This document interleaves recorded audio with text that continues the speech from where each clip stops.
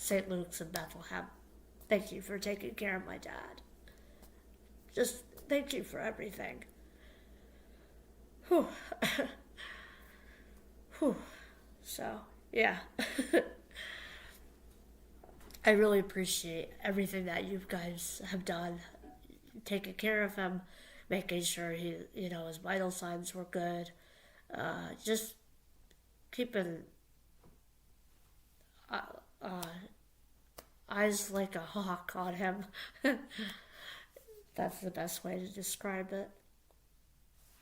So, yeah, I was not expecting to even vlog that he survived. I was expecting the worst. The last 2 nights, the last night, that night before his surgery, we were all just expecting the worst. He was even expecting the worst. He didn't even know. He was so scared. He was so terrified the morning of his surgery. But he texted me one last time, which I saved. But by the time I replied, a heart, he was already getting prepped and stuff. So, but yeah, they had to shave everything. He shaved his face. They shaved his chest, his just everywhere. They shaved everywhere. His gonads, his private parts. They shaved everything.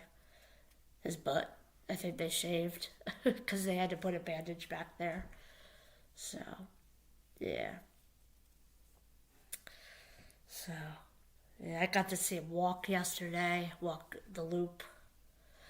The first day that he walked, I mean, the second day that he walked, he almost got sick because he was dizzy and he couldn't. He was in so much pain, and he's still in a lot of pain. So, yeah.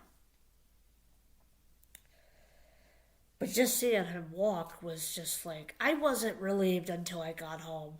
Actually, I was just basically in that shock state, like, holy shit, he's alive. I was just staring at him like, that's my dad. That is that actually my dad? You know? So, yeah, it took me a while to process it. Sort of like, death. You have to, you go through the stages of, shock and, just it blew my mind. It was like, holy shit, that's him. He's walking. We're talking. It's just like, this is real. This isn't just, a delusion or one of your weird delusions. This is actually real. He's sitting there talking. He laughed a little bit too yesterday. He still has his sense of humor. All good in the mind. He remembered my mom. The only thing he didn't remember was he remembered the life support, the tube coming out, but after that, he didn't remember anything. He was just not zonked out. He was high off anesthesia, so he didn't remember anything after that. He doesn't remember my mom being there. He doesn't remember anything. So, yeah. My mom's making a creamed corn with Thanksgiving, and my dad actually said that's not all my favorite, but he was joking, and she's just like looking at him like, "Excuse me, you liked it last time," but he was teasing, and then he made another joke saying to the nurse, "Is there any way I could get a Thanksgiving dinner if I'm not home for Thanksgiving?" And my mom's like, "What? Ours isn't good enough?" So, yeah. I just love the fact that he was able to eat. He couldn't eat yesterday. I think he had half of something and half a toast or something. He couldn't eat yesterday. But he did get some food in him, but not too much. But he definitely ate today. And I'm guessing he ate dinner and everything. Because right now he's on a drip, an IV drip for his the diabetes stuff. Um, but they were able, I forgot to mention this, they were able to take the chest tubes out yesterday. And probably they're taking the leads off of him tomorrow. I think he's still hooked up a little bit. He's got the lines in his neck still, I think. But I think two came out.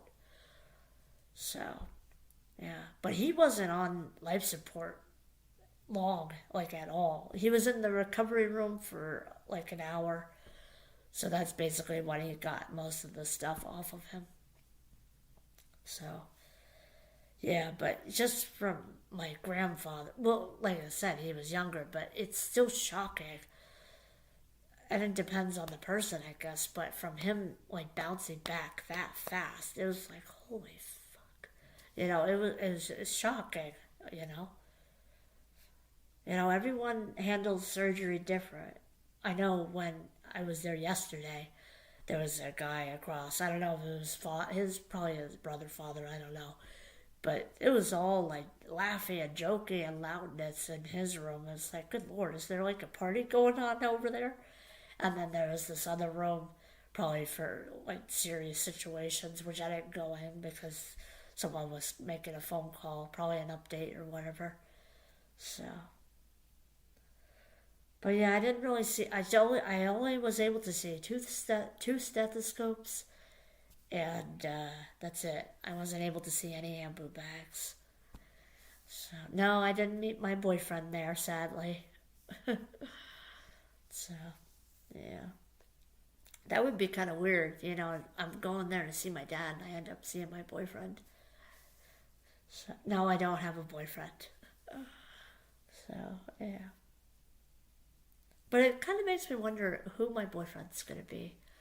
I really don't know. I don't know if it's going to be a fan. I don't know if it's going to be an AMT or oh yeah, speaking of that. Oh god, I got to tell you guys something. Holy Jesus. So there was this guy who followed me on Instagram. I forgot what his name was. Well, whatever. And he was an EMT. And we started chatting and everything. I wanted to video chat him to get to know it. And it already went downhill because he was younger than me and I couldn't really. Well, he was around his 20s, but that's pretty young. So basically, a young boy. He was a young boy in training to be an EMT. So it already didn't work out. But I just thought at first, oh, possible boyfriend. Not so much. So, and I dropped him like a hat. I basically, he was telling me stuff. First, he said, I'm tired of being single. And then he said, I'm not ready for a relationship. It's like, okay, which one is it, dude? But I didn't even say that to him. I'm like, have a good night. And that was it. I don't have time for that shit. Bye bye. I don't got time for that. Ain't nobody got time for that. So yeah. Jesus, Jesus, Jesus. I gotta post that song again. So yeah.